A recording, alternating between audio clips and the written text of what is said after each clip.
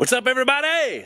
I'm outside. I'm really excited. For one, it is absolutely beautiful out in Ohio. And two, it's Tech Review Tuesday, and I have the Panasonic Lumix LX10 with me today.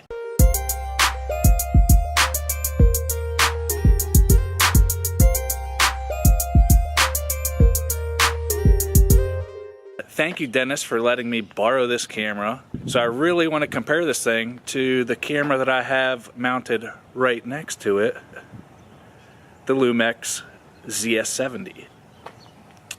So we're going to see how these two cameras look compared to each other.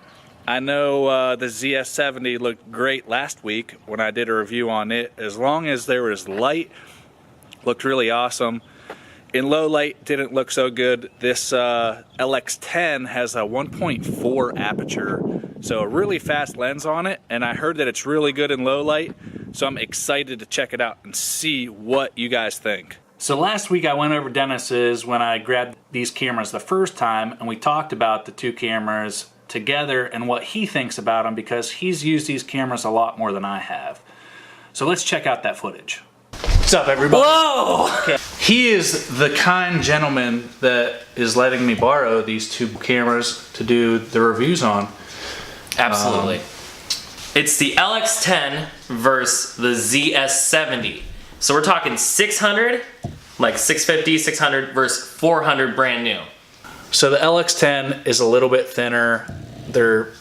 I don't know if you could even tell. I mean, they're really comparable in size. Just a slight difference in how thick they are. This one's just a little bit thicker.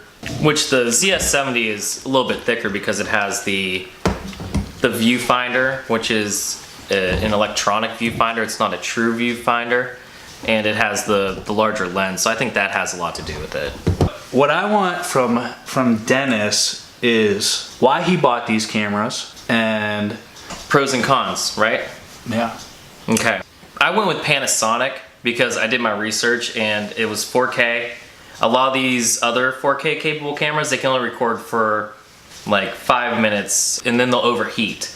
But the Panasonics can do it like throughout a whole night. And I went with the point and shoot because if you take a look at my channel, it's pretty random where I'm gonna bust, sorry for swearing. It's random stuff where I'm gonna just bust out my camera and film my friends saying dumb stuff. This camera has major pros over the ZS70. Low light capability. The LX10 kills it, no matter what the situation. It has a larger sensor. Panasonic, the great thing about their setup is they have awesome presets on there. I don't know if you scrolled through them, like the scenarios. yes. They're really cool. Let's talk battery life. Battery life. Battery life. I haven't had any issues. Okay, so similarities. Both of them, they sound the same from what I've noticed from editing a couple vlogs with both of them.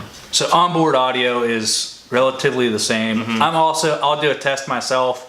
We'll have a side-by-side comparison. Both do 4K. They both do 4K. Both do 4K. 30 frames a second with 4K. Which is good if you're gonna use it. Both 1080p. Like 30, 60 frames. These are both touch screens. Pros about the ZS70.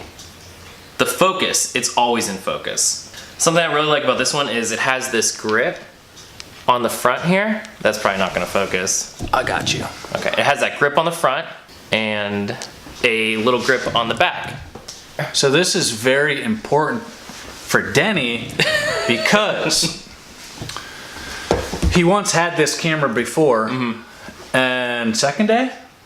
Yes. Second day he had it. This is a little slippery. It's super slick. And he was actually using this, but he was transferring hands and dropped it and had issues with the camera after that.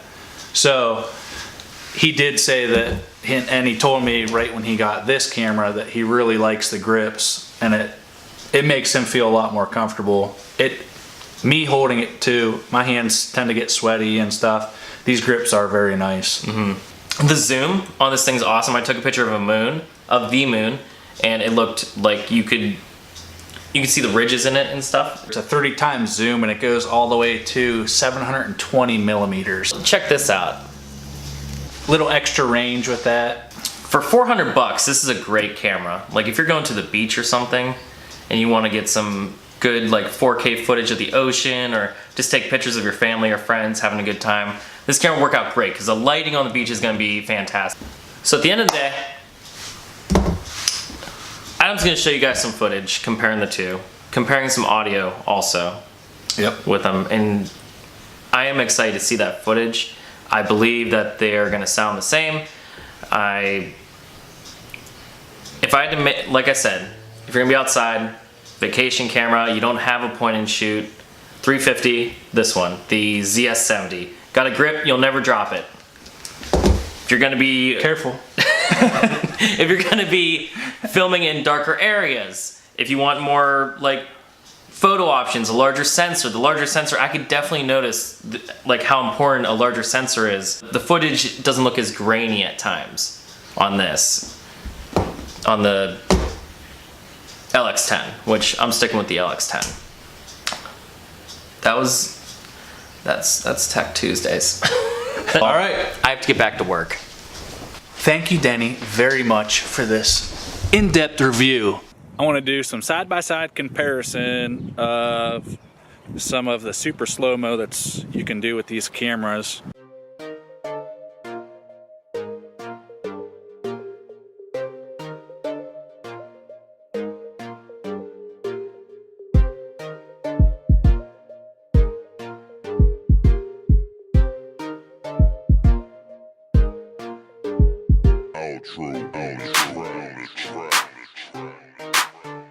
Alright, so I just wanted to do some walking with the two cameras to see what the stabilization's like.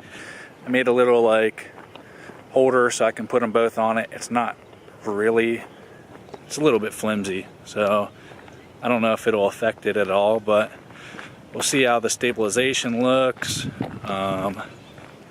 a little running. This is with one hand. Try to hold it with two, maybe see if that helps at all.